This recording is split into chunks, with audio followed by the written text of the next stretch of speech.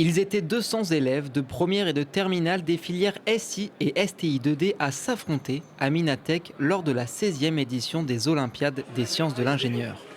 Les thèmes imposés cette année étaient la ville et l'énergie. C'est un robot électrique autonome qui se recharge avec l'énergie solaire, qui permet de déplacer les avions entre le terminal et la piste de décollage. C'est une poubelle pneumatique donc, qui permet d'à partir d'un point de collecte en bas des villes, en bas des immeubles, de faire transporter les déchets par des voies souterraines, des tubes souterrains, jusque hors de la ville. Quand une voiture arrive, les poteaux sur les côtés du passage piéton s'allument en rouge pour prévenir le piéton qu'il doit s'arrêter et donc il ne doit pas traverser.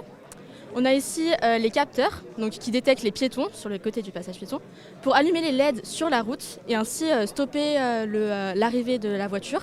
Alors on a un capteur de niveau et lorsque la poubelle est pleine, qu'elle atteint un certain seuil, elle se referme. L'événement porté par l'association Développons les enseignements des ingénieries et technologies avec le CEA comme partenaire souhaite pousser les lycéens et lycéennes dans une démarche d'ingénieur.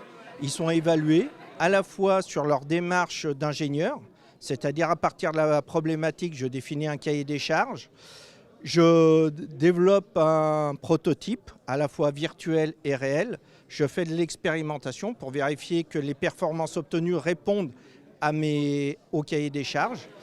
Pour enfin répondre aux questions du jury, composé de chercheurs et d'ingénieurs en poste. On a une attention toute particulière pour, dans ce jury, avoir une représentation féminine, de manière à ce que les élèves puissent se projeter dans des carrières et montrer aux jeunes filles qu'elles peuvent tout à fait oser se lancer sur ces thématiques.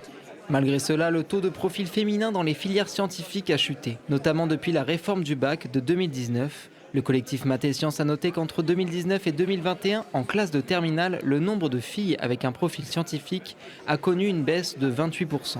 Le concours n'y échappe malheureusement pas.